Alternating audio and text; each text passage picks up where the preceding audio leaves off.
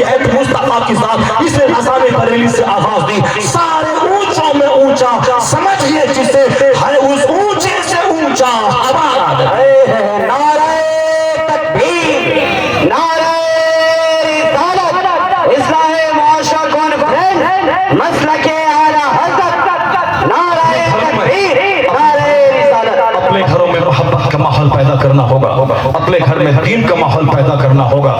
پیر صاحب ہیں اور گھر میں دین کی بات ہی نہیں کرتے ہیں, مولانا صاحب ہیں اپنے بال بچوں کے سامنے دین کی بات ہی نہیں کرتے ہیں, صاحب پروفیسر صاحب, انجینئر صاحب, ڈاکٹر صاحب ہیں اپنے گھر میں دین کی بات کر رہے ہیں, یا پیر صاحب ہیں جو اپنے گھر میں دین کی بات ہی نہیں کر رہے ہیں. اسی وجہ سے مولا علی نے کہا تھا اخیر زمانے میں وہ جاہل کا عبادت گزار اس نے میری کمر توڑ دی, اور عالم فاسق اس نے میری کمر توڑ دی. یعنی عالم فاسق سے اسلام کا زیادہ خطرہ ہے اور جاہل عبادت گزار سے زیادہ خطرہ ہے. آج جوہلا میں عبادت کا ماحول پایا جاتا ہے, اور پڑھے لکھے لوگوں میں عبادت سے آزادی کا ماحول پایا جاتا ہے. اپنے گھر کا ماحول سدھاریے. زمین مکان خریدنا ضروری نہیں, بچوں کو دین اور اخلاق سکھانا ضروری ہے. بچوں کو مصطفیٰ سے قریب کیجیے, بچوں کو قرآن کریم سے قریب کیجیے. معاشرے میں جب اصلاح پیدا ہوگی تو غربت میں بھی مزہ آئے گا, جھوپڑی میں بھی سکون ملے گا. اپنے بال بچوں کو دین سکھائیں گے اس میں سکون ملے گا. میں داد دیتا ہوں, میں مبارکباد پیش کرتا ہوں, ہمارے جناب مجیب الرحمان بھائی نے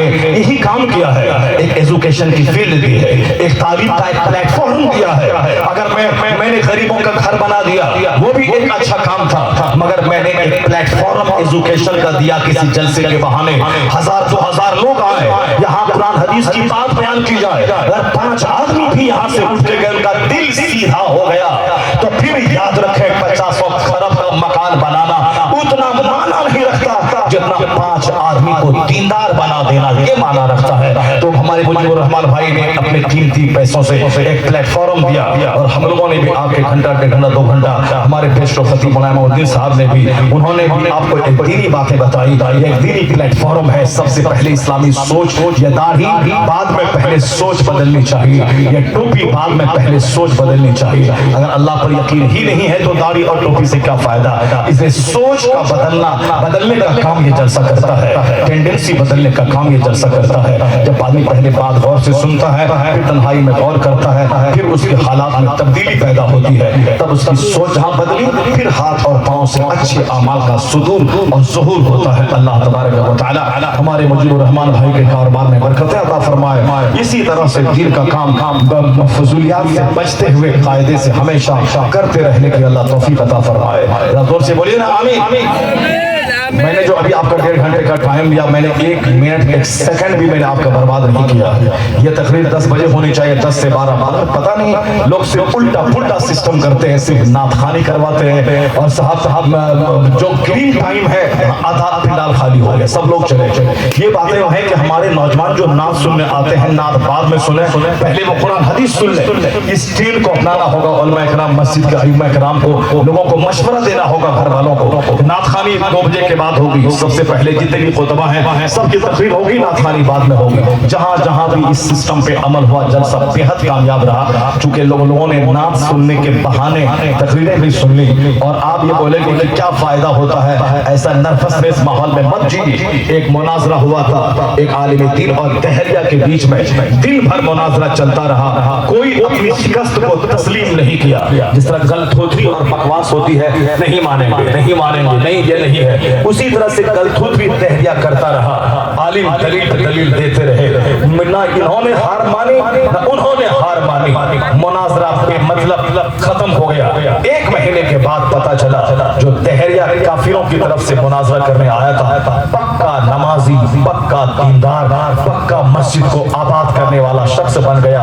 اور یہ عالم جو اسلام کی طرف سے وکالت کرنے آیا تھا, یہ دہریہ ہو گیا. داڑھی منڈا لیا, انہوں نے سر کی ٹوپی اٹھا کے پھینک دی, یہ خود کافر بن گیا. اور جو کافر کفر کی وکالت کرنے آیا تھا وہ پکا مسلمان, پکا نمازی بن گیا. اس لیے باتیں رائے گاہ نہیں جاتی ہیں. اس کو کبھی بھی آپس میں جلسہ سے کیا فائدہ ہوتا ہے, گھنٹے 2 گھنٹے کی تقریر کا اثر برسوں تک ہوتا ہے. کبھی کبھی صدیوں تک ہوتا ہے. اللہ تبارک و تعالی ہمیں دین سننے, دین سیکھنے اور دین پر عمل کرنے کی توفیق عطا فرمائے.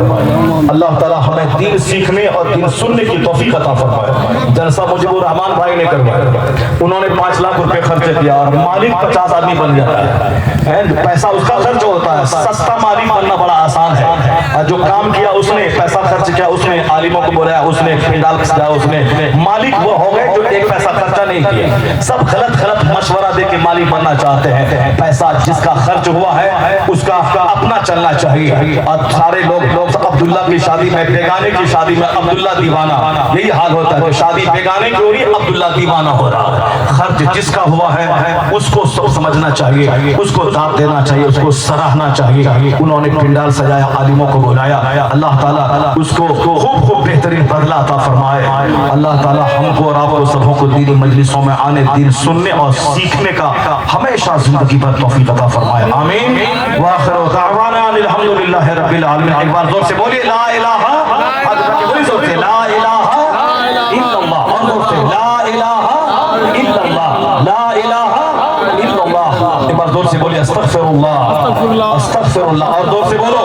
نعت پڑھ رہا تھا مرکزی تو چلاتا تھا, یہاں آگے جوکری کر رہا تھا, سر کے بال کھلے ہوئے ہیں, جوکری کر رہا, نعت سن رہا, جوکری کر رہا ہے, نعت سن رہا ہے, نعت تقریر سن, حدیث سن, جوکری کر رہا ہے. اور ابھی کلمہ نہیں آ رہا ہے سر فون پہ, اور سب سوچتا ہے جلدی ختم ہو جائے, نہیں کریں ختم, 3 گھنٹے کے بعد ختم کریں گے, جو کیا کر رہا ہے مقدمت کرو. نعت سن, نعت سن. نعت نیپال غریبوں کا ملک ہے اور جاہلوں کا ملک ہے, اس لیے سب سے بڑا فتنہ اسی نیپال میں ہے. ایک گھر میں 10 لوگ ہیں, 10 فرقے اور 10 گروپ میں بٹے ہوئے ہیں. یہ جہالت اس وقت تک رہے گی جب تک کہ قرآن حدیث کی عزت نہیں کرے گا, قرآن حدیث کی قدر نہیں کرے گا, اور جب تک نماز نہیں پڑھے گا اسی طرح تیرا غلط استعمال لوگ کرتے رہیں گے. نعت اور قوالی کا ماحول ختم کر, پیسہ خرچ کرنے کا ایک سیمت ماحول میں کر. ایک مقرر کو بلاؤ جو 2-2.5 گھنٹے خطاب کرے, سنے اور گھر جاؤ, تاکہ ہر مہینے جلسہ کرواؤ, ہر 3 مہینے جلسہ کرواؤ. 5 لاکھ میں 10 جلسے ہو سکتے تھے, 10 جلسے ہو سکتے تھے. جس نے بھی مشورہ دیا میلہ لگانا, ٹھیلا لگانا, اس نے غلط مشورہ دیا.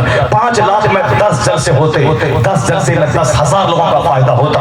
اور کبھی جو کروں کی خواہش کی تکمیل نہیں کرنی ہے. علماء کرام اگر ذمہ دار ہیں, اگر سینسیٹیو ہیں کہ اب دین میں سماج میں اصلاح ہونی چاہیے, خبردار کبھی بھی جلسہ جلوس میں کسی شاعر کو نہ بلائے, کسی بھی شاعر کا مکمل طور پر نہیں بلائے. اگر شعر سننے کا شوق ہے تو الگ سے مشاعرہ کروائے, بس میں نعت قائم کریں, محفل نعت قائم کریں. اس محفل نعت میں اچھے نعت خانوں کو بلائے, جو نمازی نعت خواں ہو, جو نیک نعت خواں نمازی ہو, اس کا کلام سنیں گے تو آنکھ سے آنسو بہے گا, سینہ صاف ہوگا. یہ سب جوکری والا کام مت کیجیے. وہ گانے کے طرز پہ بہت سارے لچے لفنگی قسم کے لوگ گانا گاتے ہیں, گانے کے طرز پہ وہ نعت پڑھتے ہیں, منڈولے ٹنڈولے کو کوئی پڑھتا ہے, کوئی صاحب دریا کے پار کے گانے کے طرز پہ کوئی پڑھتا ہے, کوئی کچھ پڑھتا ہے. اس لیے ان آوارہ نعت خان جو, اور دیکھ نعت خانوں کو اگر وہ آیا ہے شام میں اور عشاء کی نماز نہیں پڑھا ہے تو خبردار کوئی اسٹیج پر اس کے نعت سنے گا تو گانا سننے کے بعد وہ دل میں نفاق نہیں پیدا ہوگا جو ان بے نمازیوں کی زبان سے سننے کے بعد نفاق پیدا ہوگا. اس لیے اب تم کو ہمیں نمازی بنانا ہے, میری حرکت پہ تم کو نظر رکھنی ہے. یہ شاعر نماز پڑھا کہ نہیں پڑھا, ورنہ اس کا بائیکاٹ کر دے کہ وہ نعت نہیں پڑھے گا. کوئی خطیب نماز پڑھا کہ نہیں پڑھا, اگر نہیں پڑھا اس کو اسٹیج پر مت آنے دے, اس کا بائیکاٹ کر. تم مجھ کو دیکھ, میں تجھ کو دیکھوں کہ تو نماز پڑھا کہ نہیں پڑھا. تو جس دن نماز پڑھ کے مسجد سے آخرا بیٹھے گا اس دن تیرا خطیب اور شاعر بھی نماز پڑھ کے آئے گا. پھر یہاں سے اٹھنے کے بعد شرارت نہیں بڑھے گی, تو بھی نمازی, خطیب بھی نمازی, تو شرارت گھٹے گی, شرافت میں اضافہ ہوتا جائے.